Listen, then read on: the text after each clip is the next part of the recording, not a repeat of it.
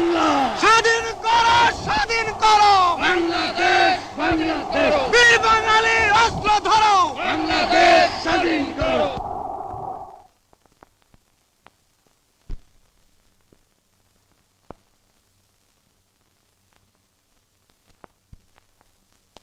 স্বাধীন বাংলার জাতির পিতা, স্বাধীন বাংলার জাতির পিতা মুজিবের পথ ধরো। মুজিব ভাই এসে গেছেন, তাকে আপনারা স্লোগান দিয়ে অভিবাদন দেন। শেখ মুজিবের পথ ধরো, বাংলাদেশ স্বাধীন করো, মুজিব ভাইয়ের পথ ধরো। বাংলাদেশ স্বাধীন করো, পাশের মাঠে তৈরি করো, বাংলাদেশ স্বাধীন করো, বীর বাঙালি অস্ত্র ধরো, বাংলাদেশ স্বাধীন করো।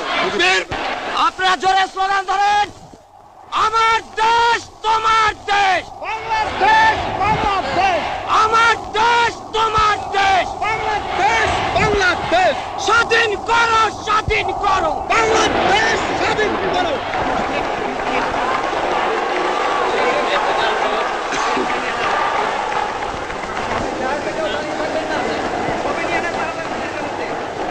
ভাইরা আমার, আজ দুঃখ ভারাক্রান্ত মন নিয়ে আপনাদের সামনে হাজির হয়েছি।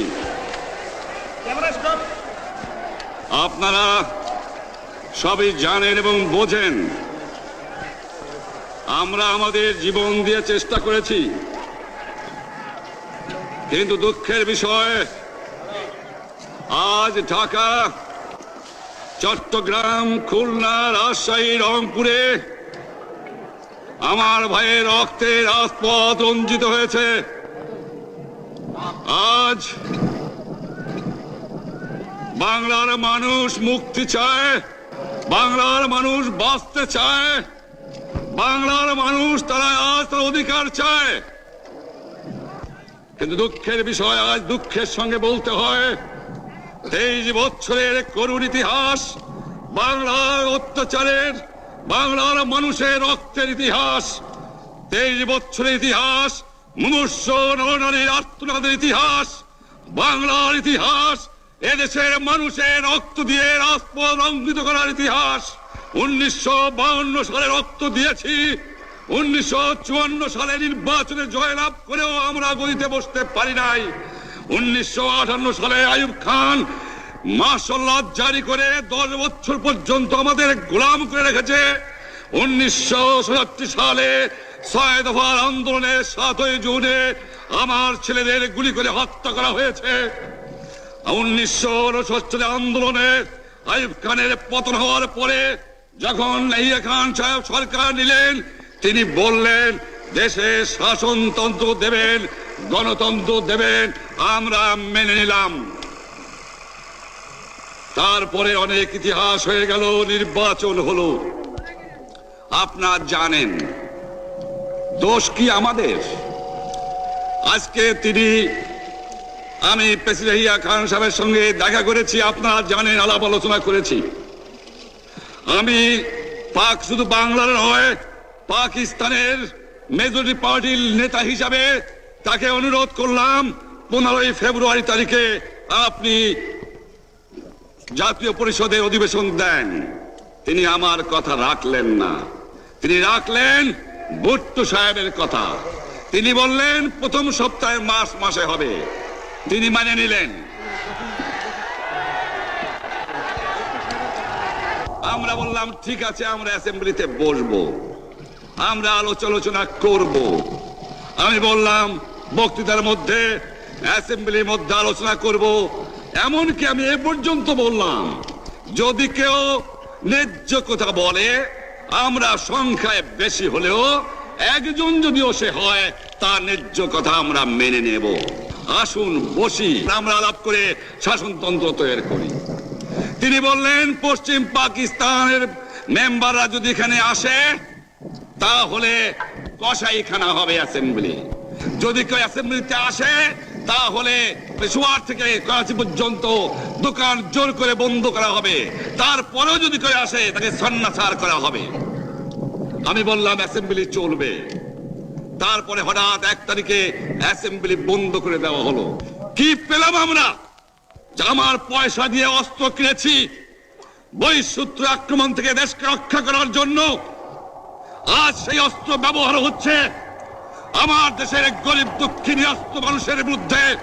তার বুকের উপরে হচ্ছে গুলি। আমরা পাকিস্তানের সংখ্যাগুরু, আমরা বাঙালিরা যখনই ক্ষমতায় যাওয়ার চেষ্টা করেছি, যখনই এদেশের মালিক হবার চেষ্টা করেছি, তখনই তারা আমাদের উপর ঝাঁপিয়ে পড়েছেন। তারা আমাদের ভাই। আমি বলেছি তাদের কাছে এই কথা যে আপনারা কেন আপনার ভাইয়ের বুকে গুলি মারবেন? আপনাদের রাখা হয়েছে যদি বহিঃশত্রু আক্রমণ করে তার থেকে দেশকে রক্ষা করার জন্য। তারপরে উনি বললেন যে আমার নামে বলেছেন, আমি নাকি বলে স্বীকার করেছি যে 10 তারিখে রাউন্ড টেবল কনফারেন্স হবে। আমি উনাকে একথা বলে দেবার চাই, আমি তাকে তা বলি নাই। টেলিফোনে আমার সঙ্গে তার কথা হয়। তাকে আমি বলেছিলাম, জনাব ইয়াহিয়া খান সাহেব, আপনি পাকিস্তানের প্রেসিডেন্ট, দেখে যান, ঢাকায় আসেন কিভাবে আমার গরিবের উপরে, আমার বাংলার মানুষের বুকের উপরে গুলি করা হয়েছে, কি করে আমার মায়ের কোল খালি করা হয়েছে, কি করে মানুষকে হত্যা করা হয়েছে। আপনি আসুন, দেখুন, বিচার করুন, তারপরে আপনি ঠিক করুন। আমি এই কথা বলেছিলাম। হঠাৎ আমার সঙ্গে পরামর্শ না করে বা আমাদের সঙ্গে আলোচনা না করে 5 ঘন্টা গোপনে বৈঠক করে যে বক্তৃতা তিনি করেছেন এবং যে বক্তৃতা করে অ্যাসেম্বলি করেছেন, সমস্ত দোষ তিনি আমার উপরে দিয়েছেন, বাংলার মানুষের উপরে দিয়েছেন।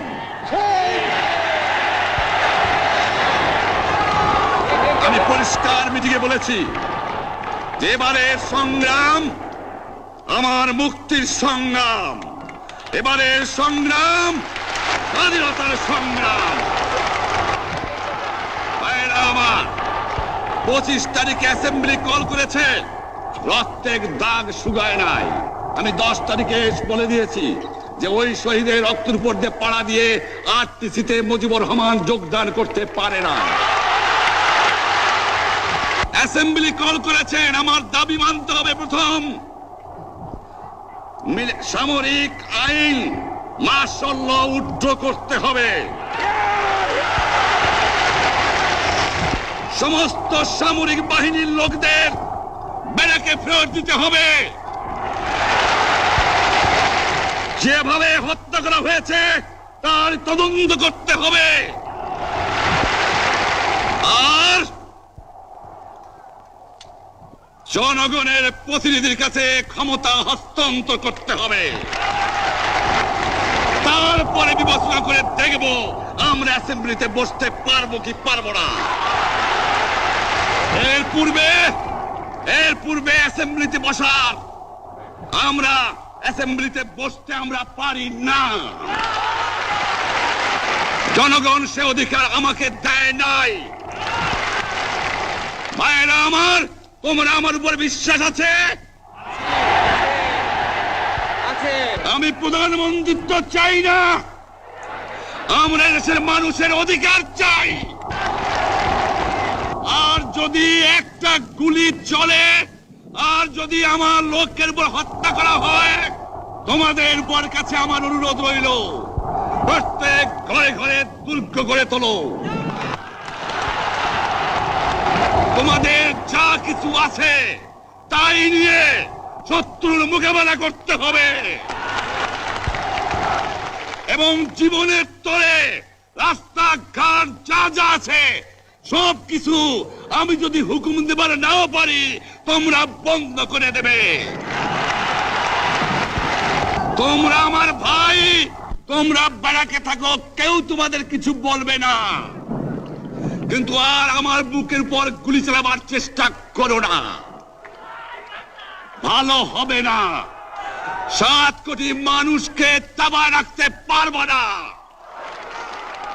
আমরা যখন মরতে শিখেছি তখন কেউ আমাদের দবাতে পারবে না। যে পর্যন্ত আমার এই দেশের মুক্তি না হবে, খাজনা ট্যাক্স বন্ধ করে দেওয়া হলো, কেউ দেবে না।